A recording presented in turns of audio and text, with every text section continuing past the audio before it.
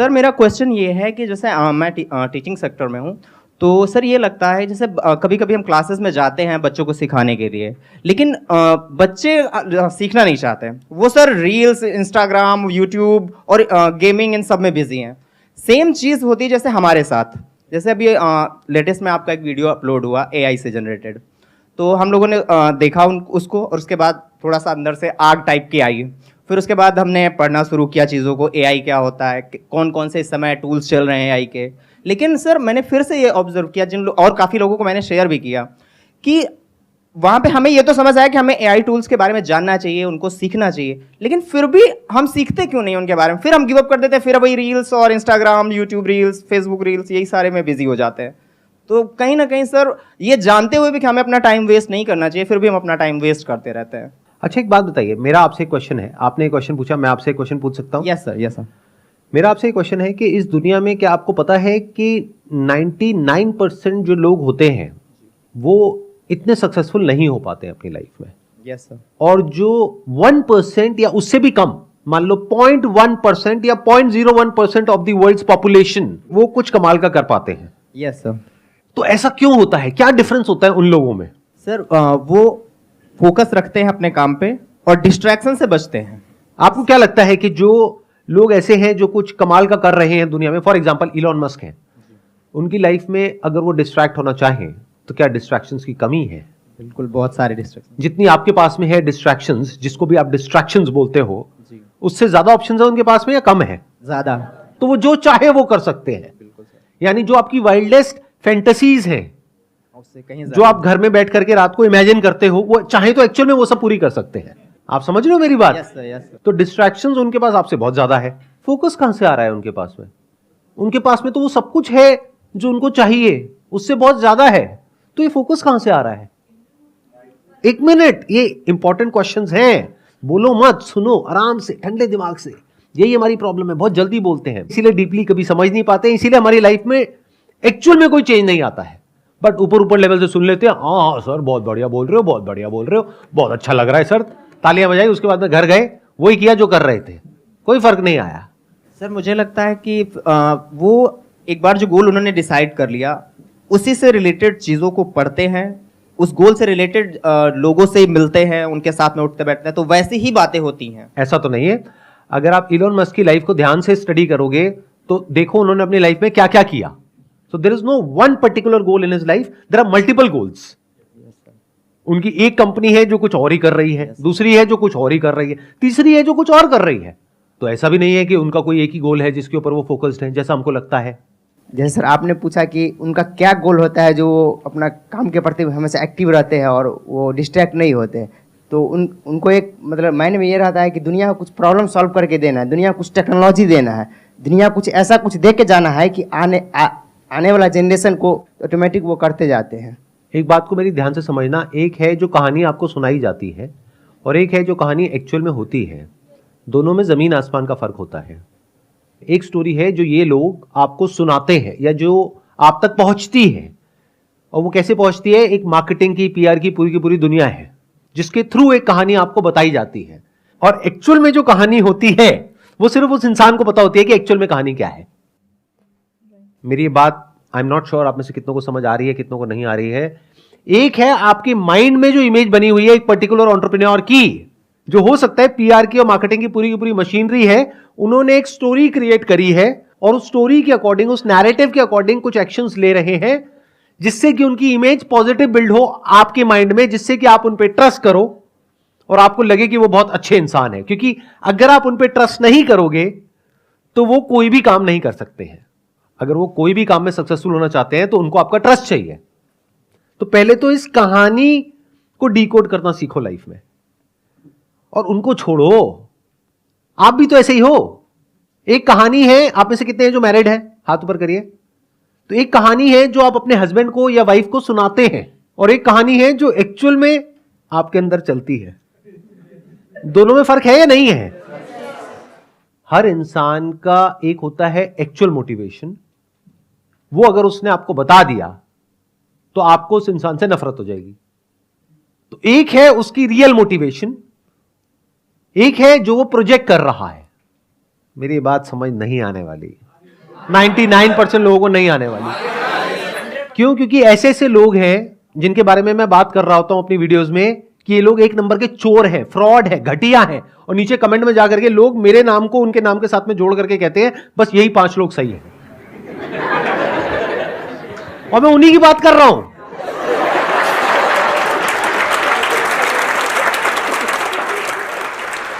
चलो आपको बड़े सिंपल तरीके से बोलता हूं, अगर अभी भी नहीं समझ पाए तो भगवान ही आपका मालिक है। मैं उन लोगों के नाम नहीं ले सकता क्योंकि बहुत बड़ी कंट्रोवर्सी हो जाएगी, बट द पॉइंट इज ऐसे लोग जो आपके माइंड में आते हैं 5-10 लोग जो आप कहते हो अरे ये बहुत बढ़िया है, ये बहुत बढ़िया है, ये बहुत बढ़िया है, ये बहुत बढ़िया है, there is a strong possibility उसमें से 99% बहुत ही घटिया लोग हैं अंदर से। अगर उनके एक्शंस को देखोगे, उनके वर्ड्स को नहीं देखोगे तो आपको समझ आना चाहिए एक इंसान किस तरीके से एक्ट कर रहा है, यानी उसके एक्शंस को डिकोड करना पड़ेगा और जो वो बोल रहा है उसमें देखना पड़ेगा कि क्या कॉन्ट्रडिक्शन है, तब आपको समझ आएगा कि कौन असली है कौन नकली है। आपके लेवल पे जो 4-5 लोग हैं जो समाज पे कंट्रीब्यूशन कर रहे हैं, तो उनकी कंट्रीब्यूशन को देख के ही पता चल जाता है ना कि क्या वो लोगों के समझ के लिए भला कर रहा है कि क्या कर रहे हैं। नहीं पता लगता है, क्यों? मैं बता देता हूं। 3 तरह के लोग हैं, आराम से फिट कर लेना इन 3 कैटेगरीज में लोगों को। एक वो है जो अंदर से भी करप्ट है, बाहर से भी करप्ट है, पता है ये आदमी तो चोर है। दूसरे हैं जिनके जो काम है वो बहुत ही घटिया है, लेकिन बाहर से इमेज ऐसी है कि वो बहुत अच्छे इंसान है, यानी उनकी बातें बहुत अच्छी हैं, बहुत पॉलिश्ड है, बहुत साफ सुथरी है, बहुत लॉजिकल है। आप सुनोगे आप मंत्र मुग्ध हो जाओगे सुन करके। आपके हाथ ये जो 2 अलग अलग हैं वो आकर के ऐसे जुड़ जाएंगे और आप ऐसे सर झुका लोगे, तो वाह क्या बात है। यानी उनकी बातें बहुत कमाल है, आप उनकी बातों में ऐसा खो जाओगे कि और कुछ आपको समझ ही नहीं आएगा, आपका मन करेगा बस बैठ करके उनकी बातें सुनते रहो। आपके दिल में ऐसी रिस्पेक्ट होगी उस इंसान के लिए जिसकी कोई हद नहीं है। उस इंसान के लिए आप लड़ने मरने कटने को तैयार हो जाओगे। अगर मैंने उसका नाम ले दिया तो आप बौखला जाओगे, ये क्या बोल रहे हो सर, ये किसके बारे में आपने क्या बोल दिया। ये दूसरी कैटेगरी के इंसान में फर्क समझ आ रहा है। बाहर से बहुत ही इंटेलेक्चुअल, लॉजिकल, प्रैक्टिकल, लेकिन जब उनके एक्शंस देखोगे तो वहां पे आपको सिर्फ ग्रीड नजर आएगी, सेल्फिशनेस नजर आएगी। ये दूसरी कैटेगरी हो गई। तीसरी कैटेगरी वो लोग कैसे होते हैं कि अंदर से करप्ट हैं, ग्रीडी हैं, सेल्फिश हैं, यानी उनको एक्चुअल में नहीं पड़ी है आपकी कि आप जियो मरो कुछ भी करो। बाहर से अपनी एक ऐसी इमेज बना दी कि मैं बहुत अच्छा इंसान हूं, फिर उस इमेज को इनकैश किया, और अगर आज उनके पास में 10 करोड़ है तो अगले 3 साल में उनके पास में 100 करोड़ आ गया, 1000 करोड़ आ गया, और उस 1000 करोड़ में से 10 करोड़ या 20 करोड़ वापस से रोटेट कर दिया आप ही लोगों में और अपनी इमेज को और स्ट्रांग कर दिया।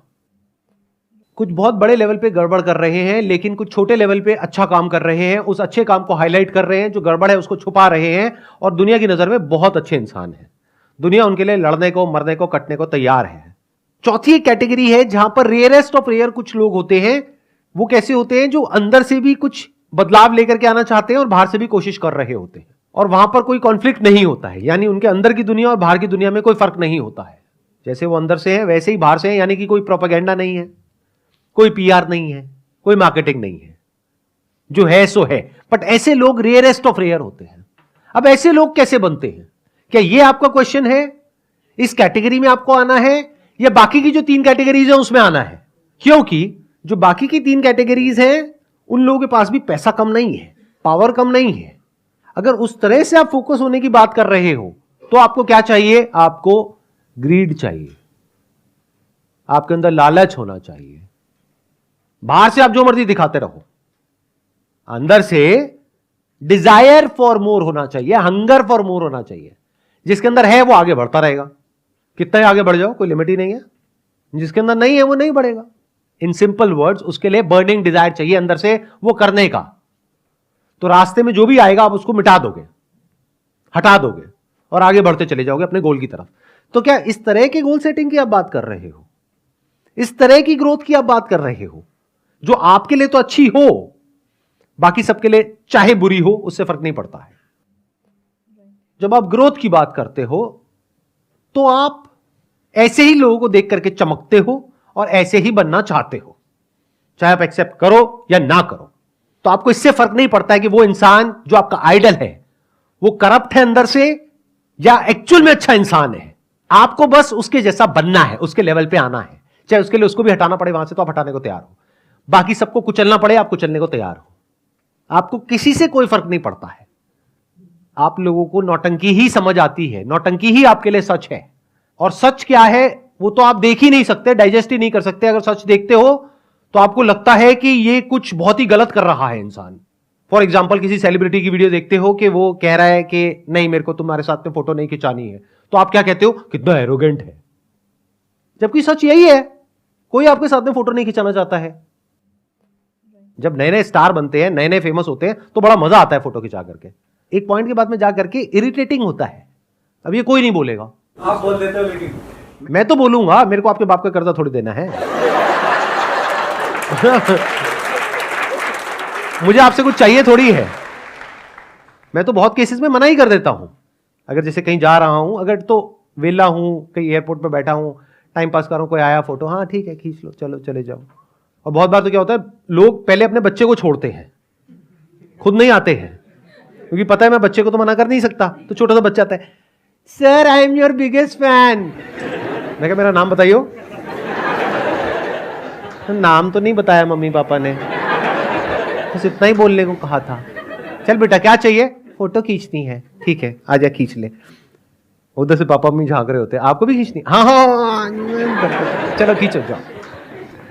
बट अगर ऐसा एक्चुअल लाइफ में आप होते हुए देख लोगे, ये जो लोग एक्सपोज करते हैं लोगों को, मैं तो खुद अपने आप को एक्सपोज कर रहा हूं इस वक्त, क्या मुझे बहुत अच्छा लगता है आप लोगों के साथ में फोटो खिंचा करके? अरे नहीं, बिल्कुल नहीं लगता है। यहां पे हर सेशन में आकर के लोग ये समझते हैं, सोचो मेरे हफ्ते में 2 सेशंस होते हैं, हर सेशन में 200 लोग आते हैं, तो वो किस एक्सपेक्टेशन में आते हैं कि मैं आऊंगा और एक एक के साथ में सेल्फी खिंचाऊंगा। ये आपकी एक्सपेक्टेशन है। क्या ये मेरे टाइम का सही यूटिलाइजेशन है? क्या मैं यहां पे बैठ करके 2 घंटे तक या 4 घंटे तक आप लोगों के साथ में एक एक करके फोटो खिंचाऊं, या अपना कोई और ढंग का काम करूं? चाहे वो इस सेशन से रिलेटेड हो, चाहे मेरे बिजनेस से रिलेटेड हो, चाहे मेरी पर्सनल ग्रोथ से रिलेटेड हो, कुछ भी हो वो करूं, बजाय आपकी ईगो को सेटिस्फाई करने के। क्योंकि आप भी फोटो मेरे लिए नहीं खिंचा रहे हो, इस सच को देख लो। आप इसलिए खिंचा रहे हो क्योंकि आपको अपनी पूरे फ्रेंड सर्कल में, रिलेटिव्स में ये दिखाना है कि अरे देख मैं तो जानता हूं इसको, अरे मैं मिला था, साथ बैठे थे, उसके बाद हमने लंच भी किया था। तो I am not concerned about your desires, as rude as it may sound, I am concerned about your needs. दोनों में बड़ा फर्क है। डिजायर तो इस पूरी दुनिया में एक भी इंसान के सारे पूरे नहीं करे जा सकते हैं, जो नीड्स हैं वो सबकी पूरी करी जा सकती है। तो I am working on what is required, what is needed, not what you desire. क्योंकि आपको खुद भी नहीं पता है, आप जो दुखी हो अपने डिजायर्स की वजह से ही हो। बट वो एक बहुत बड़ा टॉपिक है, तो अभी हम उसको शुरू नहीं करेंगे, नहीं तो हम कहीं और ही चले जाएंगे। आपके अंदर डिजायर्स भी और फियर्स भी हैं, बट आपके फियर्स आपके डिजायर से बड़े हैं। तो आप अपने एक लेवल पे जाकर के अटक गए हो, क्योंकि अगर उस लेवल को छोड़ा बड़े लेवल के लिए, तो हो सकता है वो लेवल भी हाथ से चला जाए। तो आपके अंदर डर है कि अगर मैं इससे नीचे आ गया तो क्या होगा। तो ये डर आपको आगे बढ़ने नहीं देता है। मतलब जिसके अंदर फियर डिजायर से बहुत ज्यादा है, वो लाइफ में आगे नहीं बढ़ पाएगा, एक लेवल पे आकर के रुक जाएगा। 99% लोग ऐसे ही हैं। बट कुछ लोग ऐसे होते हैं जिनके अंदर डिजायर फियर से बड़ा होता है। They are not afraid to fail, तो they are craving deep within for success, but they are not scared of failure, because they know कि सक्सेस तक पहुंचने के लिए फेलियर से होकर के ही निकलना पड़ेगा। बट ये सारी जो साइकिल है, that is all driven by greed, जिसको आप डिजायर बोलते हो, या फियर। ये 2 तरीके हैं जिस तरीके से पूरी दुनिया जीती है। तीसरा भी एक तरीका है जीने का, that is driven by love. And what is love? To love means to unite with the whole universe. That is the essence of love. Love की शुरुआत होती है जब आपके अंदर यह डिजायर उठता है कि मुझे खुद को जानना है। जब तक इस दुनिया को जानने की भूख है, तब तक you are driven by desire and fear, because इस यूनिवर्स का नेचर ही ऐसा है, या तो ये आपके अंदर लालच पैदा करेगा या फियर्स पैदा करेगा। बट अगर किसी के अंदर ये डिजायर आ गया, चाहे मेरे सेशन देख करके, चाहे यहां से, चाहे वहां से, कहीं से भी, कैसे भी, ये जो लिखा हुआ है डिस्कवर योरसेल्फ, कहीं से डिजायर आ गया, ये पनप गया अंदर, who am I, self inquiry, self understanding, तो if you can see that we are all interconnected, interdependent, we are all one whole block, then you are driven by love.